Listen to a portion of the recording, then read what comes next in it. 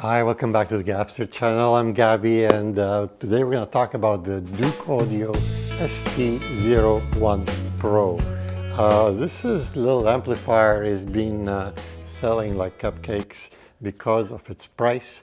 It's around 130 US or 180 Canadian, and it sounds pretty good for quality, and you've got tubes, you've got an amplifier, you've got basically a DAC built in. So it's quite the unit, and it sounds darn good for the price. It comes with a decent remote control. The front is cute, it's got a VU meter, and you can control the bass and the treble. A volume knob that acts as an input selector as well. On the back you got the traditional speakers, you've got a Bluetooth input, you have basically USB, an auxiliary input, you have coaxial, part of the DAC, optical, and another USB.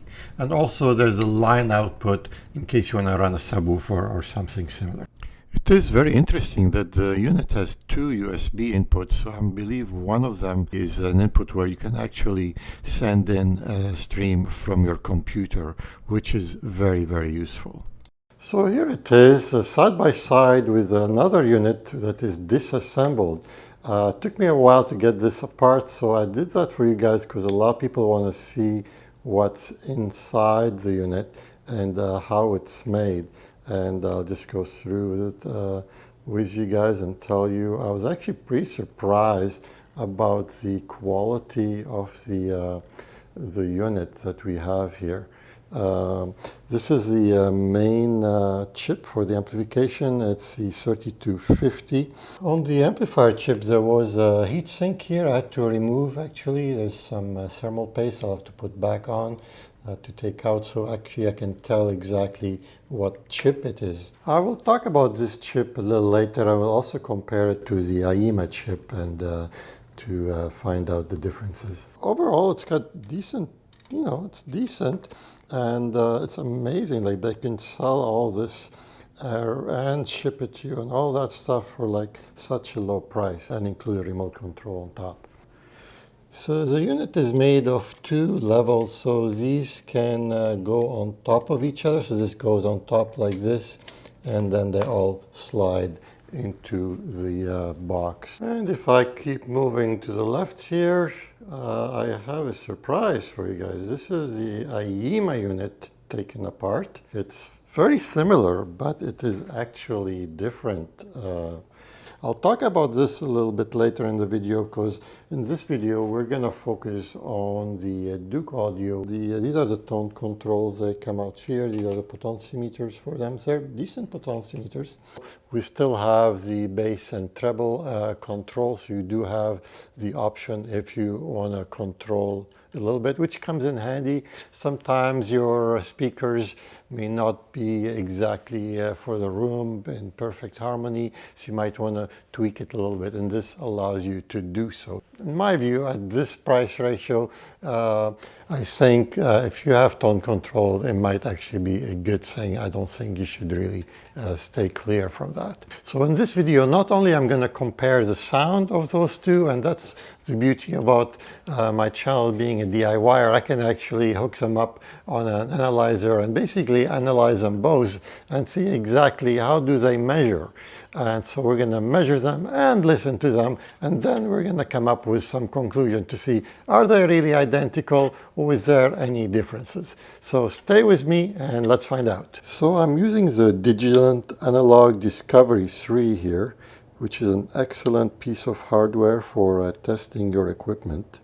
That, and the other thing is the Audio Analyzer Suite software from the YouTube channel, The Stuff Made. I strongly encourage you guys to check his channel, and if you need to get the software, he's providing it free for all of us, and I think we should thank him for that. Here you could see the testing rig. I have a whole video about this. I'll put a link in the description below and also up top. So on the scope, the sine wave was really nice. Both channels the same and fairly decent sine wave. The square wave fairly decent as well, not perfect, but for a digital amp it's pretty decent. The Frequency response was fairly good. There was a small dip in the high frequency toward the end from 10K and above, but it was just 2 dB, so not too bad. The distortion managed to stay under 1% for the most of it. And for power, I managed to get about 60 watts on the supply 24 volt power supply and about 80 watts on the 30 volt power supply that I have. These are under 4 ohm loads. So how did it do compared to the IEMA T9 Pro? It did actually pretty much similar. The sine wave was fairly good as well, same as the square wave was pretty similar. The frequency response was a little bit lower from 200 down, but just by 2 dB, but again, go figure between the two. So distortion was a bit better, and it stayed well under 1% for the entire frequency response. And I managed to get about 60 watts with the IEMA under 24 volt power supply, but it did about 87 watts with the supplied 32 volt power supply. So the internals again are fairly similar. They're pretty good quality on both units, and I was actually surprised they can pack so much for such little amount of money.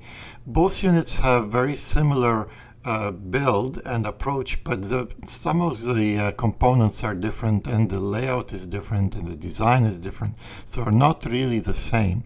And if we have a really close-up look on the main amplifier chip, we realize that they are actually the same chips. Here's a little close-up, and here is a much bigger close-up. You can see on the left is the IEMA, and on the right is the Douk audio.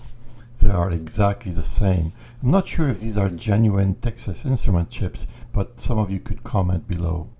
But they seem to perform really well, and I don't think you should expect a lot for $130. We need to keep realistic. So how does the Douk Audio ST01 Pro sound? So we've seen the measurements, but how does it actually sound? To be honest with you, it sounded very similar to the IEMA. They both are built from the inside about the same, so there wasn't much differences between the two. It sounded really good, and for a small system or a budget system, I think you can't go wrong. You're getting an amplifier, a DAC, and you got some inputs. Also, you can stream to it via Bluetooth. So it's got so many functions, all in a nice little box. You get the tubes, you get the amplifiers, you get, you're marrying both the tubes with the Class D amplifier, which is traditionally been a good combination.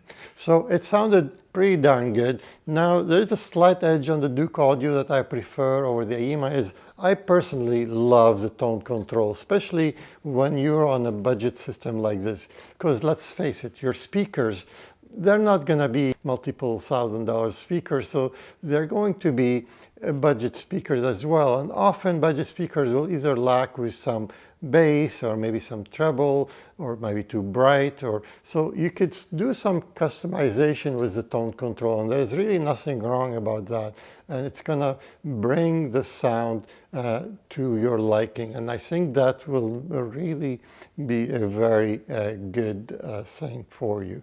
Now if you have perfect speakers and you really still want to do one of these, you might want to stick to something that does not have tone controls like the IEMA and say, no, I want to stay in the pure camp.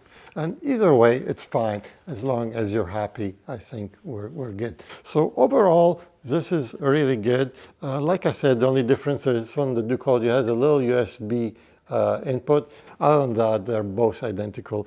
They both use very similar tubes, but not exactly the same. Now you can roll these tubes and get some different tubes, which is you can try to get a little bit different sound out of it, and it's something you can have fun and play with and go from there. So overall, I would say either one of them is good. This video we're trying to focus on the Douk Audio, so I would definitely give it 2 thumbs up, especially for its value. I'm going to put a link on the top here about some of the streamers I've been building. There's going to be one that is moderately priced, but at super high values, can compete with some multiple $1,000 streamers, and one on this side that doesn't cost much, is still very good DAC as well. This is a prototype Douk here, and this gun are based on Ian Canada's streamer. Both are great. It depends on your budget. Take care, and I hope to see you again.